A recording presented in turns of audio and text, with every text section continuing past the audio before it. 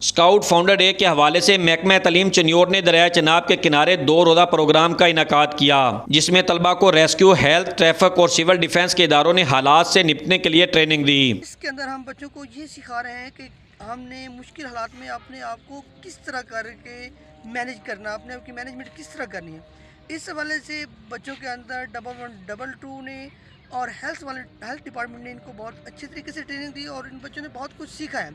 और इसके अलावा हम बच्चों को ये सिखा रहे हैं कि अगर हम मुश्किल हालात में होते हैं तो किस तरह करके अपने आप को सर्वाइव करना है। स्काउटिंग में हिस्सा लेने वाले 10 स्कूलों के बच्चों को 2 दिन घरों से दूर दरिया के किनारे कैंपों में रखा गया, जिससे न सिर्फ वो महजूज हुए बल्कि इनके अंदर अकेला रहने का हौसला भी पैदा हुआ।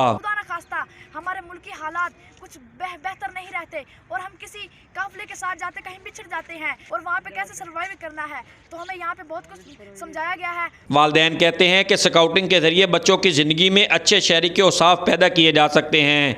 कैमरामैन इरफान अली के साथ अमीर उमर चमन, एयरवाई न्यूज़, चनियोट।